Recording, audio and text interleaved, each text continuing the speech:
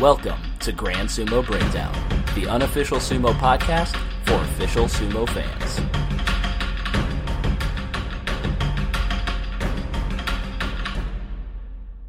Welcome to Grand Sumo Breakdown. This is Ryan. This is Jake. This is Flair. And this is Mac. And it's a special bonus episode, and because it's a very special bonus episode, we have our friend Katie joining us.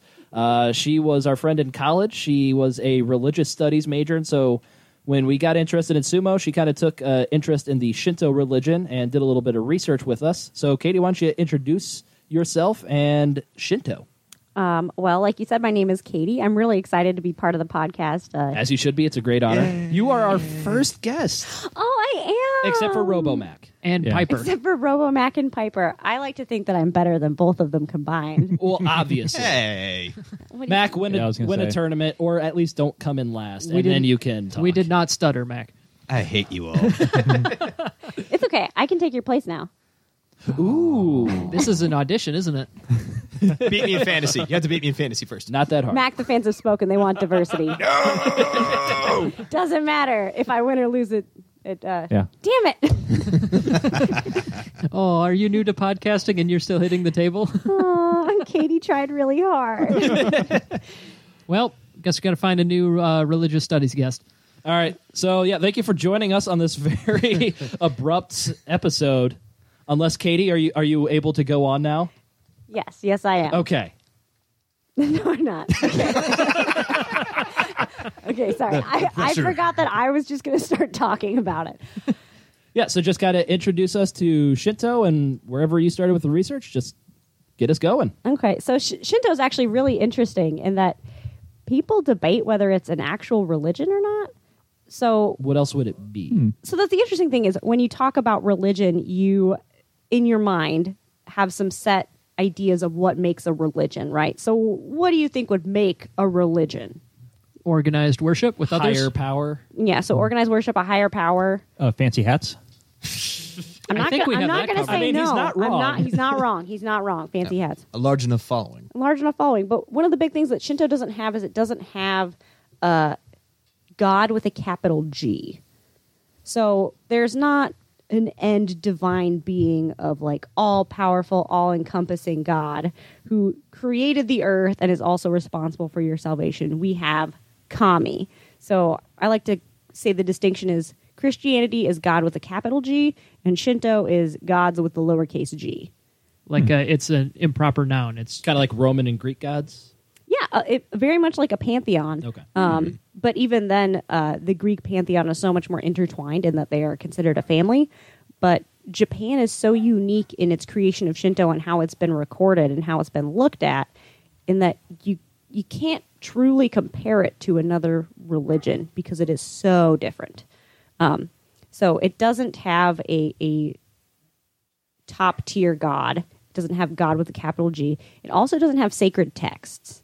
So, like, you would read the Bible for prayer if you're a Christian. You might read the Upanishads, different tales for different religions. But Shinto has books and it has a history, but it doesn't have a sacred text that says, this is what God wants you to do, and this is how God wants you to live. It's just like, oh, well, this is Shinto in the 3rd century and the 5th century and so forth and so forth. And this is how the imperial family was created and came into power through Shinto. But it doesn't say, this is what God wants you to do. So the imperial family is actually part of Shinto. The imperial family is a huge part of Shinto. Wow. But they didn't really adopt the power of Shinto until later on in Shinto's lifespan, what I would say. So Shinto started before written history in Japan. How do I describe it? It existed as an indigenous religion to Japan, and of course Japan didn't have writing until China interacted with them through trade and seafaring. And then they introduced a system of writing. So anything that we read about Shinto is actually tainted, I want to say, from continental influences.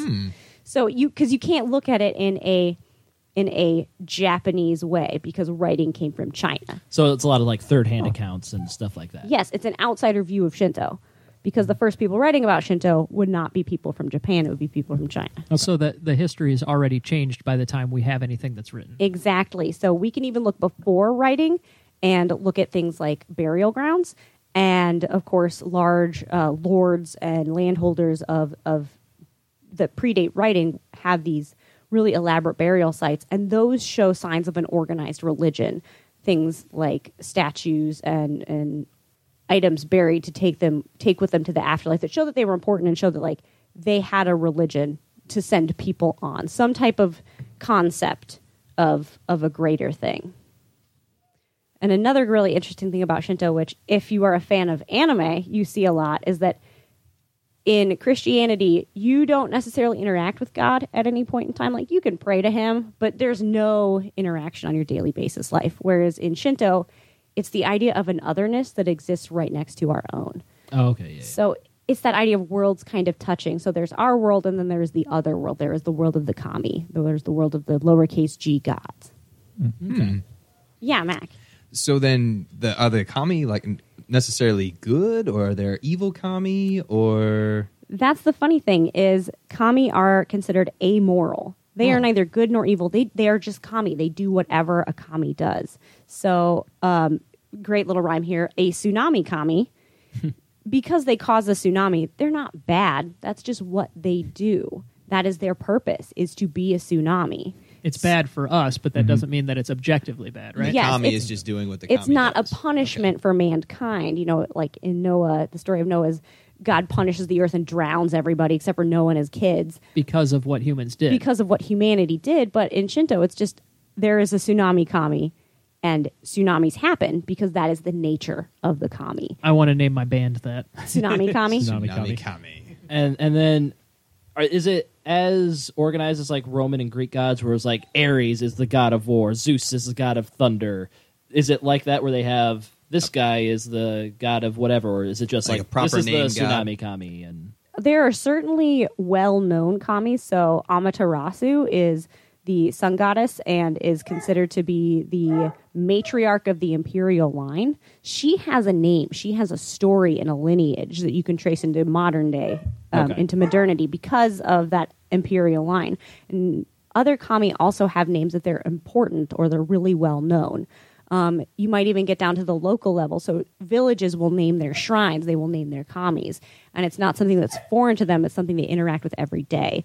So if you have a local shrine for a matchmaking god, the god is probably going to have a name that you call it by. It's not something anonymous. It's like Mount Fuji. Mount Fuji is a kami. It is. It is? Yes, it is. It is a sacred place. It is an awe-inspiring area of otherness. Huh. So you can visit Mount Fuji, and that is a kami that you can interact with on the daily. So you can find shrine sites and make a prayer as well. So there are tons of different places in Japan that are like great geographic features that are also considered kami because of their size and because of their importance to the area. And like we know, watching sumo wrestling, and that sumo is very attached to the Shinto religion. There's a lot of rituals and stuff. Can you go more into like how that came about, or just like what all that's about? Yeah, so looking at it through a lens of Christianity again, when you look at a church and its ritual, it is the ritual is the sense of community that it creates. So in Catholicism or any Christian religion, we're going to have baptisms to welcome a new member into the church. We're going to have confirmation to show your rights into adulthood. We're going to have weddings for the start of a new family, and we're going to have burials for deaths. But along with that, we also have daily interactions with our faith of like Christmas, All Saints' Day, Easter, and Lent, like we're entering now. Shinto has very similar festivities that mark different parts, not only in a person's life, but the important parts of being in a community. So it can be things about a harvest. It can be things about making it through the winter. You can be cleansing yourself for the new year. So looking at through Shinto as a Christian, you can find a lot of correlations to everyday faith. And I use Christianity because most people in our podcast listening area are more likely to be Christian than other religions, and Or because at least have a familiarity with it. and have a familiarity with it. So And because that's what we're most familiar with. exactly, and when you speak about religion, it's important to use a lens that you can connect to with it. So with we couldn't talk about it if I just went, let me explain all this stuff to you that you have no reference point for. So Yeah. I'm just providing a reference point. I'm not saying anything in correlation about how one is different or better than the other because Yeah, Grand Sumo Not that Breakdown kind of does not take a podcast. stand on religion. We don't care. I don't take a Only stand on sumo. religion either. I just want you to understand a little bit more about it. Yay. But yeah, so I've always heard that it's just as much cultural as it is supernatural, right? A lot of these things are day-to-day life. There's rituals people do, like they have a test coming up or something like that, right? Yeah. So the interesting point about it being culturized happens really after the Meiji Restoration, because it goes from something otherworldly to a Japanese creed of living. So it goes from something that's just religion to, by following Shinto, you are showing solidarity to the imperial family. You get all these bigger influences that get taken into the everyday life instead of just big occasions or those important ceremonies. So now it's something where if you are a student and you're worried about your exams, you can go to a shrine before your exam, write a prayer out on a placard, and hang it there. And that doesn't mean the kami of that shrine is going to make you better at your test. That doesn't mean that you're not going to fail if you didn't study. But it kind of lends the attitude of, why not ask for help? No, this is an otherworldly, very powerful being. And if their patronage happens to be something that could help you, like if they're a god of childbirth or marriage, and you're worried about your baby, why not go ask for help? Yeah, they're amoral, so any kind of cheating they'll be willing to do. I think she said amoral, not Amoral. immoral. Amoral. That's why I meant amoral. Like, like in theory, like if on a test, if you don't know it, like you're not going to do well. But a god who doesn't really care, they might just A god would help you cheat, and it's not Yeah. necessarily a bad thing because it's a god and they're amoral. exactly. But the god also doesn't have a reason to help you cheat necessarily. So if you're going to go and pray, make it worth their while. All right, so we need to rethink our cheating strategy. I mean, You got to clearly, give some sort of offerings. I also For feel real. like in Find the Japan right we would kami. have studied. I mean, I think that's, they have a really Probably. high educational standard. We probably would have studied already. Fair point. Maybe asking for help wasn't quite necessary. But Every Couldn't bit hurt. helps. But that's one of the things that they do, is that is an everyday part of their life, the same way that it can be for us. But for them, it's so much more cultural, and it's something I think that they take so much pride in because it's so unique. It's only in Japan. And it is the birthplace of a religion that is uncontested, whereas we argue so much about where other religions come from and who the father of them is, to the point where we have, Christianity and Judaism and Islam splitting off into branches because we can't settle on what son we liked the best. And then Yeah. Islam splits even more, and you're like, oh God, can we just family reunion and get along? Yeah, I feel like it's a religion that almost like the best suited to intertwine with your culture because, like you said at the beginning, there isn't like hard, fast set of rules that it laid out for you. There isn't this one or two or three different deities that you pray to. You're just kind of interacting with it every day. It's just something you interact with, not necessarily something you have faith in or believe in. It's just it is part of your culture. It's just part of the community, really. Yeah, it is just part of your everyday life, so you can't ignore it. It is there, whether you like it or not. So I do need to bring up because I don't know how much this is a thing in Shinto, but I do know women aren't allowed on the dohyo in sumo wrestling. So what's up with that? That's really interesting because So why is why sexism? That's really interesting because Shinto shrines aren't necessarily banned from one gender to the other. So a lot of Shinto shrines are, the responsibilities of those shrines are passed down through family lines. So you'll see that a lot in Japanese pop culture as well. I think the anime Inuyasha is actually a really good example of that. Is a girl is set in line to inherit her family shrine because gender and sex don't matter in those roles. So when you look at that, you are seeing what I've noticed is some Buddhism influences. So there are Buddhist shrines that women cannot go to. I actually had a professor at Iowa State who could not travel to a temple at the top of a mountain, even though she is a doctor in her field and she wanted to do it for study. There were some interesting texts up there. So she specifically had to recruit a male grad student so he could walk the rest of the way up and bring photocopies back down.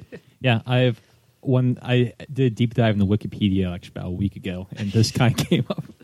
I heard a big thing, like you said, Buddhist influences. There is a big thing like against menstrual blood, and that's kind of like unclean. That's not just Buddhism. Yeah. Oh, In yeah, that's all over the Christianity, I would place. have to kill a goat. So, or doves or pigeons, something like that. But I've got to go to a temple and sacrifice some animals because I'm dirty now. Yeah. Well, that's But we that's don't your take a fault, stand on so- religion and your beliefs or anything. on menstrual blood. I'd like exactly. to point out that modern Christianity does not require a woman to sacrifice anything after menstruating. And I just want to point Maybe out, Grand yours. Sumo Breakdown does not have an official stance on menstrual blood. Lots of disclaimers this episode. Important legal stuff here. So then something that I've noticed in all the sumo bouts that we watch is the throwing of the salt and the stomping on the ground of the doyo. So is that in honor of a god or excuse me, kami? Is that in honor of a kami or is that something else? So it is a little bit of honoring, I wouldn't say honoring a kami. The salt specifically is a ritualistic purification. Again, looking through the lens of Christianity, we would use holy water to cleanse ourselves before walking into a Catholic church. In Shinto, you can use water to cleanse yourself before a shrine, but when they throw the salt, it is cleansing. It is, think of purity as a kitchen floor. And stay with me now. I thought on this for a little bit. So a kitchen floor can get dirty, right? But you can clean it back up, and it's this beautiful, pristine thing, and everyone wants to come over to your house and spend time there because you have this nice kitchen floor, and then it gets dirty again. We as people can be pure, but only for a certain amount of time because we will pollute ourselves again, whether through interactions with our own vices or interactions with the world around us. So before we can interact with a kami, we have to be pure. We are not naturally pure beings. We have to purify ourselves, and we have to purify areas in order to make them habitable for kamis. And we want kamis to live and interact with us because they do better our everyday lives. They do give favors and blessings, and they make life easier for the people around them. So, Fleric, I know you may not be too familiar with like cleaning floors, but this is like dusting. This is like dusting the Doritos off of your armchair. Oh, okay. You Yeah. mean my beanbag? Your beanbag. Yes, beanbag. my mistake. I'm sorry. I don't even want to know what your beanbag looks like. It's well used. Oh, It's then- orange at this But point. what about the stomping? The What is stomping? what is the stomping on the ground? I would say the closest thing that I can think of is that you might hear that you knock on the Quran before you open it. It's like you're knocking on heaven's door, or like you can like knock like on entreating the tarot kame decks. after You're you- kind of letting them know, like, hi, I'm here. Hey, I've heard that actually the clapping, especially during the Doyo Iri, the clapping is designed. It's like to get the attention of the gods, and stomping. Actually, my impression of the stomping is that the Shiko exercise, where you put your leg up super high and you stomp it down, is more designed as an exercise. I mean, they do it like hundreds of times a day, but like it is something that's ancient and tied to sumo and to Shinto. Amaterasu, actually, in an ancient legend, She hikes up her skirt and she stomps her leg one Yeah. leg at a time before she begins to. I can't remember if it's pulling up the islands from the ocean is what she's doing. Because there are so many different creation myths for the islands of Japan, but that in itself does have a call back into the history and of Japan and of Shinto as well. So sumo's really good in that everything that they do really does harken into Shinto. It ties in quite nicely. Why does the Gyoji carry a fan? Okay, well, that one I'm not sure, but I feel like one, it might be hot, and two, it's a really good way to like indicate with a lot of flair what's going on. yeah, it's better than just pointing Just with a style finger. points, really. Style points. Okay. I actually read people speculate on this. They think maybe so spit doesn't fall into dohyo. So But they I really- think they had no basis of fact on that. Okay. So there's probably a reason we just don't know it. I would Yeah, assume that the probably. Gyoji would be purified before he started refereeing a match, so his spit probably shouldn't be a big deal. Well, that's a good point. I was thinking of the people who did the calling before, but I bet they probably want to be purified as well. So I imagine who that knows? anyone who interacted with the doyo would go through some type of purification, because you've mentioned how younger members of a stable will, or previous match winners will let someone drink from a cup. Yes. That is a purification. They are Okay. purifying before they step into the doyo.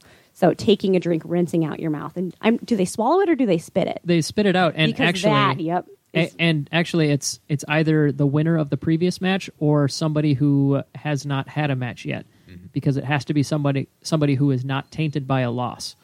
You need That's somebody pure. who has not someone lost who that is day. still purified, someone who hasn't Right. polluted themselves with the loss yet. Yes, and brought great dishonor to them and their family by losing a single sumo match. And their cow.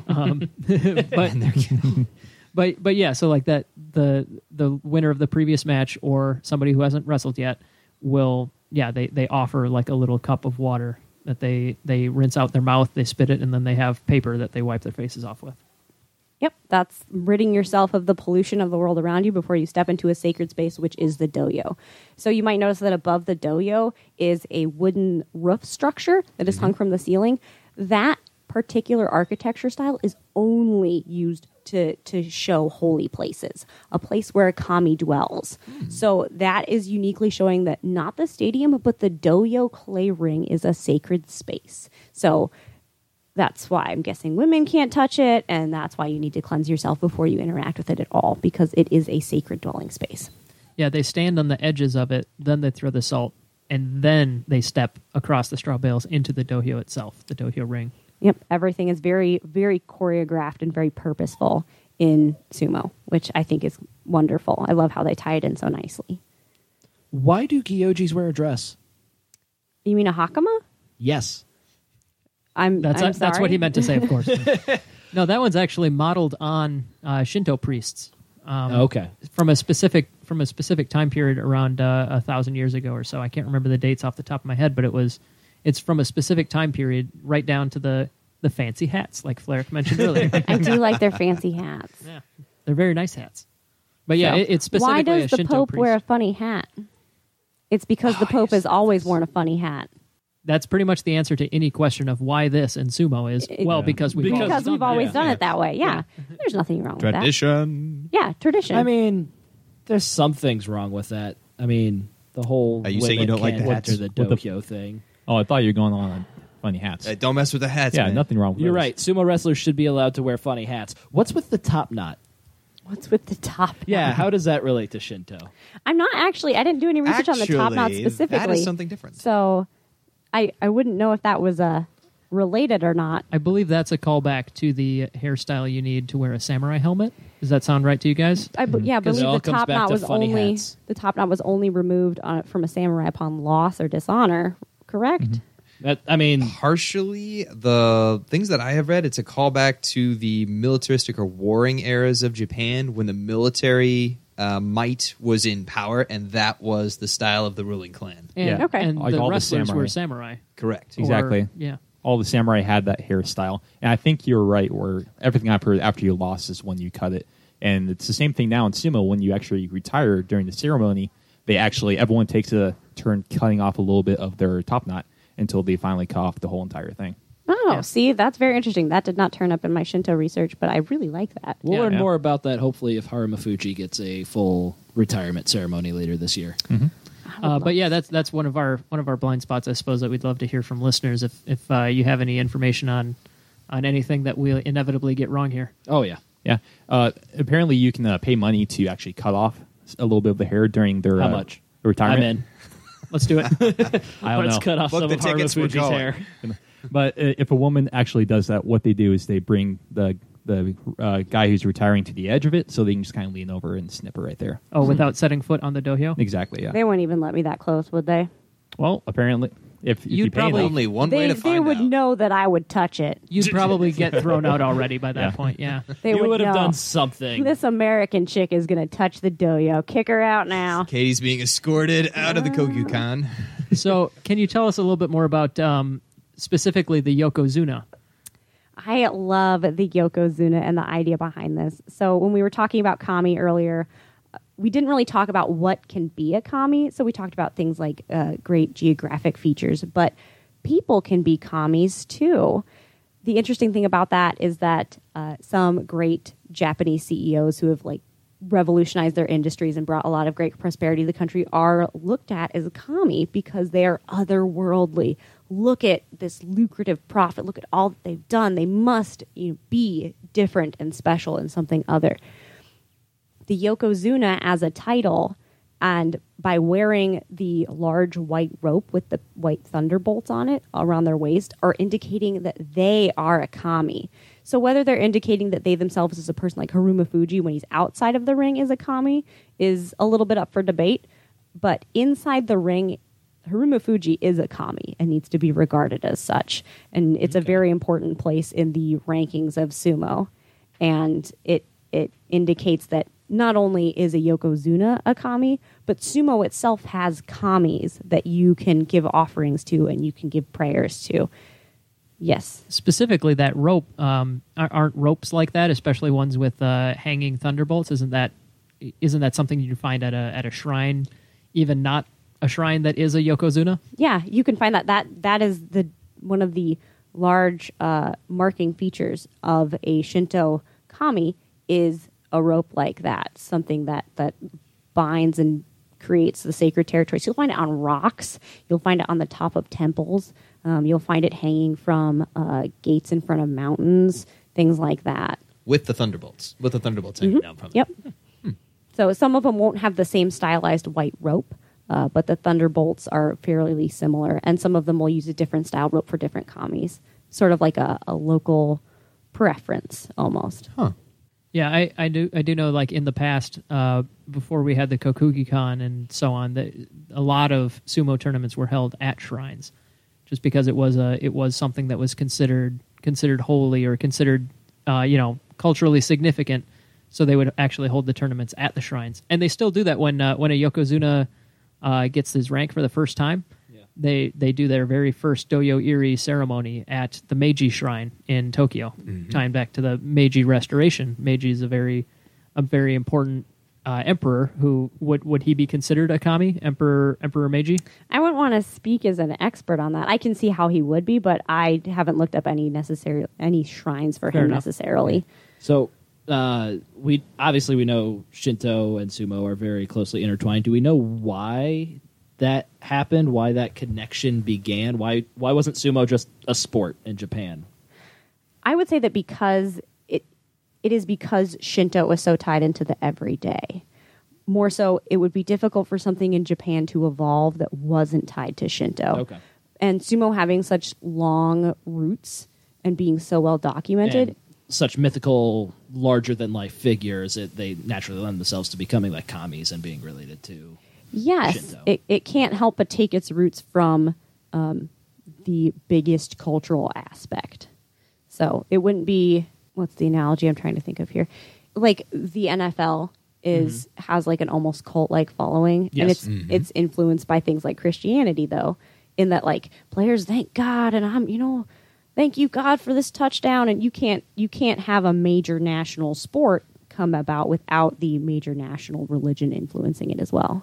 Yeah, that's kind of what I was thinking. Like you said, why isn't it just a sport? Well, maybe it is. Maybe that's just the definition, but it's because the ties to the culture. Maybe that's all it is. Like people would see the national anthem being played before a game here or something like that. Why isn't it just a sport? Why do they bother with that or something like that? Why do we have to honor the country? Us honoring the country could be just culturally equivalent to putting a rope around a guy who is, considered otherworldly. We should start doing that in our sports. Tying ropes around stuff? Ropes around? Well, just making them like, once you reach a certain level, you're like a godlike figure. Yeah. I mean, we kind of do that, but we should have something more formal. So, Tom sumo. Brady should enter the football He should have his stadium. own entrance. He should enter the ceremony. football stadium with a belt made of cheeseburgers or something like that. I right? would like him to ride in on a palanquin. What is? okay. Eating a cheeseburger. A palanquin is a small box that sits on railings that people carry through the streets. Oh, so when okay. Yeah. Commies have palanquins, and when they have a festival and they parade the kami through the The streets, they're oiled, parading. muscular, golden men carrying you on your shoulders. I mean, that's the way I like to think of it, but I don't think Tom Brady would be riding in like that. So wait, I you like s- to think Tom Brady would. You said parading the kami through. So can a kami also be an inanimate object? A kami can dwell within a statue, so it can have like a representative of itself. So think of a statue of the Buddha Oh, okay. or a crucifix. That is a holy item, and even though Jesus doesn't necessarily live in your crucifix, by holding it, you do have a connection to God with it. So you can make images of a kami. You can make a statue and place it in a shrine, and that's not unheard of. That would be a tie into Buddhism, in that a lot of kamis are pictured in a very Buddhist way.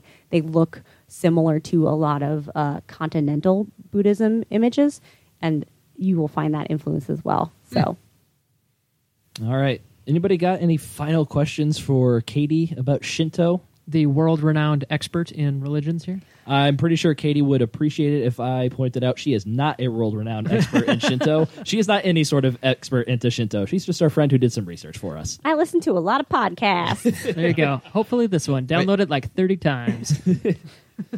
All right. Sounds like that's going to wrap up our episode about the discussion of Shinto. We would like to thank our good friend Katie for helping us out with it. Yay. Thank you for having me.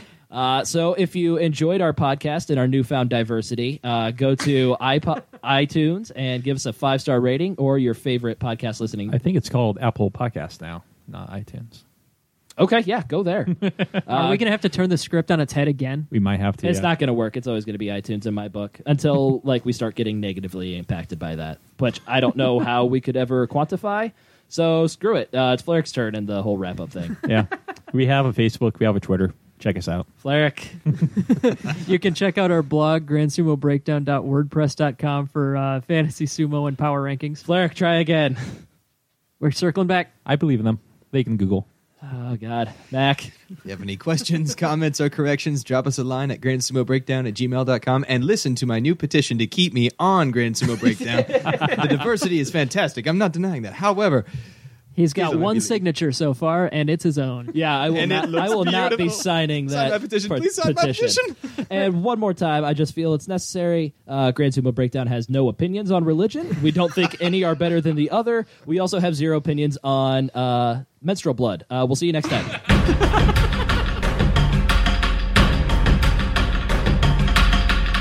Thank you for listening to Grand Sumo Breakdown. Until next time, throw your salt high and keep moving forward.